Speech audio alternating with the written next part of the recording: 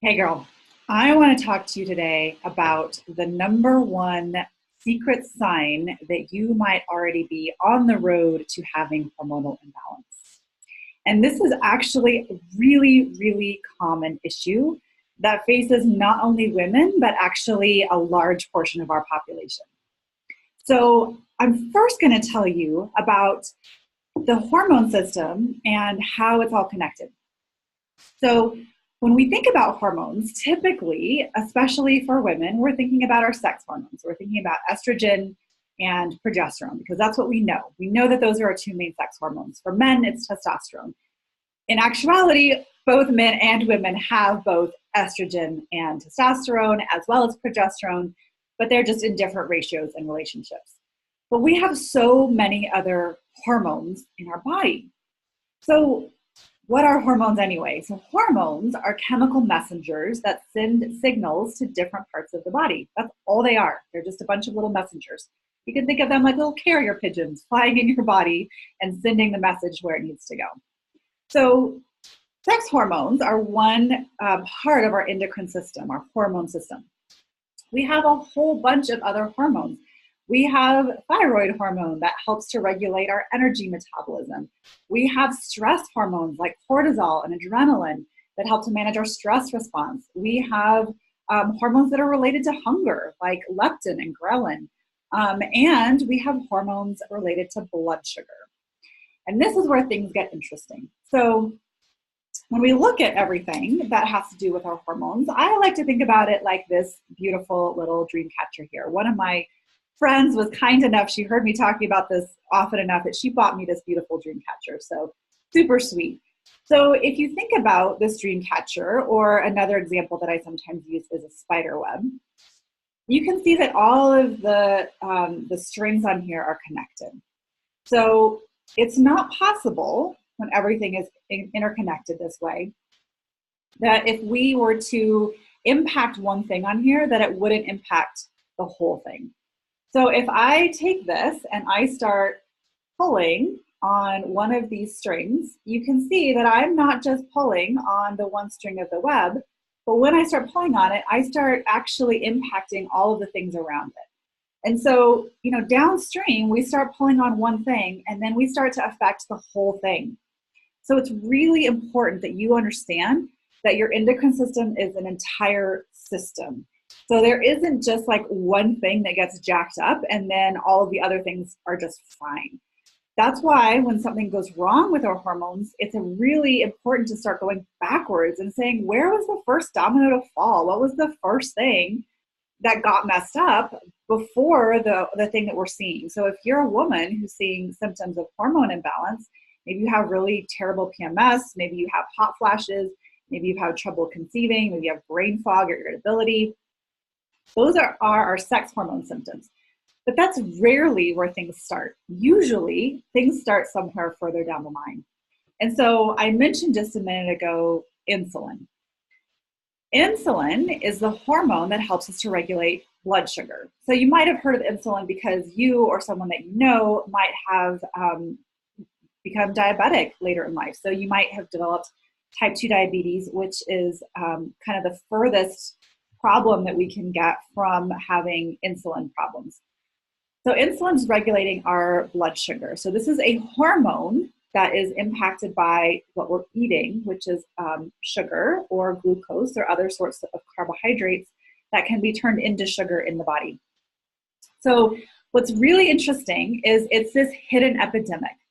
This hidden epidemic where actually the CDC estimates that 1 in 3 Americans already has insulin resistance.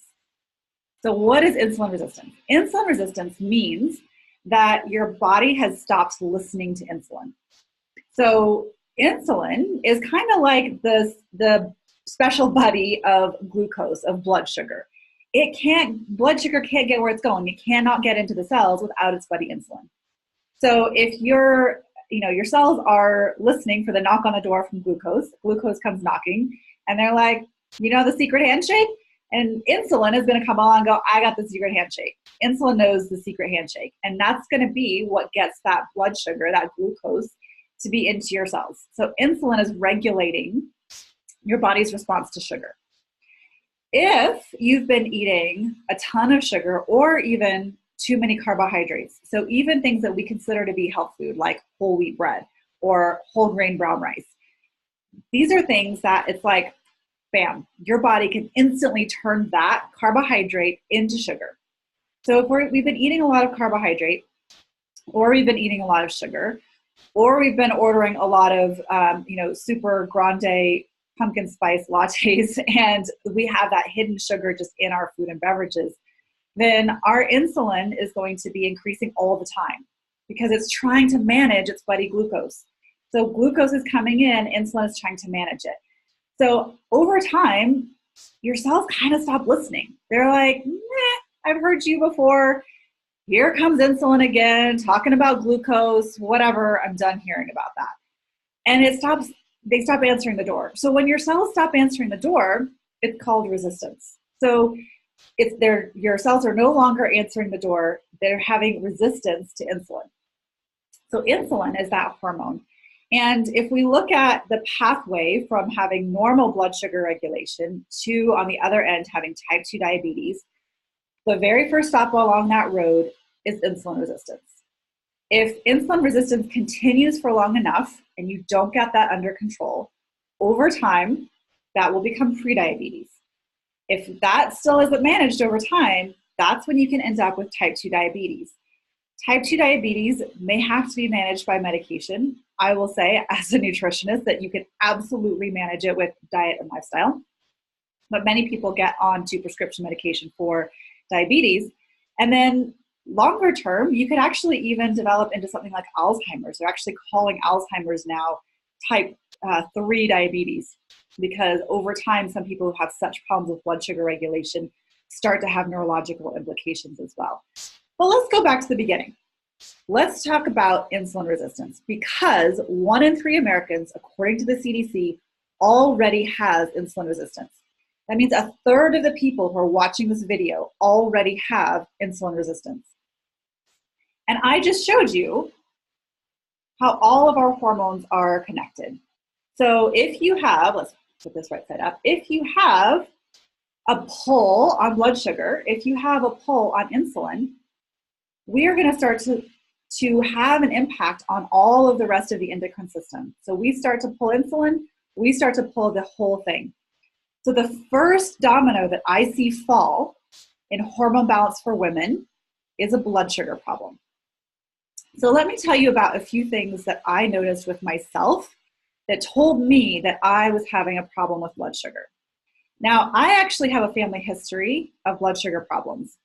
So I kind of knew from a young age that I might be more at risk, but I also kind of ignored it because I thought I was young and invincible.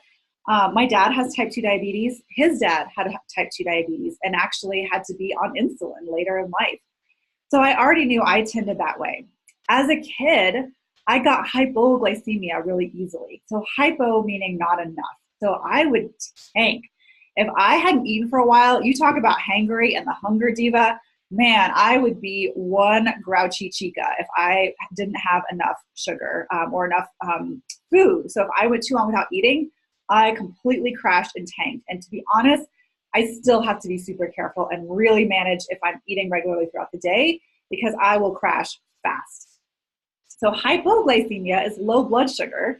And a lot of people with blood sugar problems, we think of blood sugar problems as just being high blood sugar, but a lot of times you have this roller coaster. So you are up and then you are down and then you are up and then you are down, and it's never nice and even. And that is the first problem. So I already knew that I kind of got hangry and bitchy when I didn't have enough food regularly. So I tend to hypoglycemia. Then something interesting happened after my first daughter was born. And the interesting thing that happened was I got these skin tags, and I'm going to see if you can see them. I think you can see them on this video. I have all these little brown skin tags that developed on my neck. And I just thought they were cosmetic. I thought this was just a cosmetic issue. I went to the dermatologist. He did this horribly painful little snip thing and like cut off a bunch of the worst offenders. We did a little bit of laser to get rid of some of the other ones, but they were just still there and they weren't very attractive. And then after my second daughter was born, lo and behold, same thing, I started to get more skin tags. Now, skin tags and melasma, which is called a mask of pregnancy, which is when you get like little brown spots on your face, those are known to be hormonal issues, but people don't know that skin tags are also related to blood sugar imbalance. And I didn't find this out until much later, and I really wish that I would have known this secret sign that I was already on the road to having hormone problems and blood sugar problems the second it happened. I wish I didn't have to find this out years later. So that happened, and I just thought it was cosmetic, but in reality, that was my body telling me that I was having insulin problems, I was having blood sugar problems, and that was going to lead to some other unfortunate hormonal problems later on. I also had a little bit of that mask of pregnancy, the melasma. I got it a little bit on my lip and on my upper lip, and it actually went down into my lip. Now, luckily, I've balanced my hormones now, and the melasma is gone. The skin tags are kind of permanent. I'm going to have those removed at some point again. In a way, they're kind of a good reminder because they remind me to look at my body and to recognize when signs and symptoms pop up that they're not just something to be ignored. I could see that something was going on. I just didn't know what was causing it. So those are two major symptoms that you might be having a hormone problem.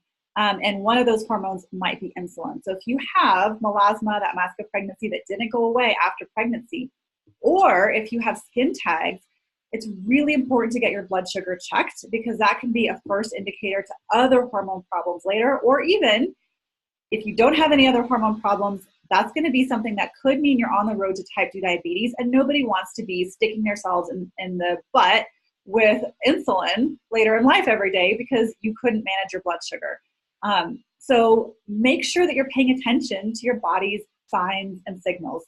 The other thing I'm going to mention is that melasma can be related to a condition called PCOS. So PCOS stands for polycystic ovarian syndrome. Polycystic ovarian syndrome is also related to blood sugar problems. So when we start to see women who got a diagnosis of PCOS, and by the way, it's actually way more common than people think. If you have PCOS, you might feel like you're the only one. It is super common. So PCOS, polycystic ovarian syndrome, is an imbalance of sex hormones. Typically, women present with too much testosterone, but what a lot of people don't know is there's also a very strong connection to blood sugar problems. And one of the most common treatments for PCOS is metformin, which is a drug used for type 2 diabetes. Now, I don't think you need to be on metformin if you can manage your blood sugar naturally. If you're already on metformin, of course, you have to talk with your doctor about any medication, but it is 100% possible to manage symptoms of blood sugar dysregulation and some of the resulting hormone imbalances like PCOS without having to resort to drugs like metformin. So I hope you found this helpful. I want you to go and do a little self-exam now. I want you to go look at your skin and see if you have dark spots.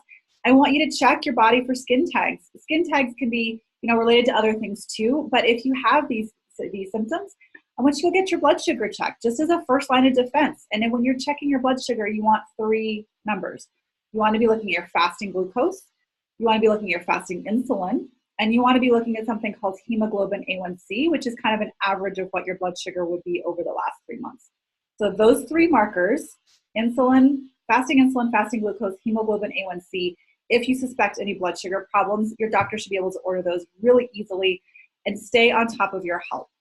If you found this video helpful, please consider subscribing to my channel, but also forward this to somebody you might know who might need this, who might need some help. So a woman who has PCOS, or a woman who's dealing with blood sugar problems, or maybe she has some skin issues that are showing that there's some underlying hormonal issues. So be a friend, help somebody who might need this information. Talk to you next time.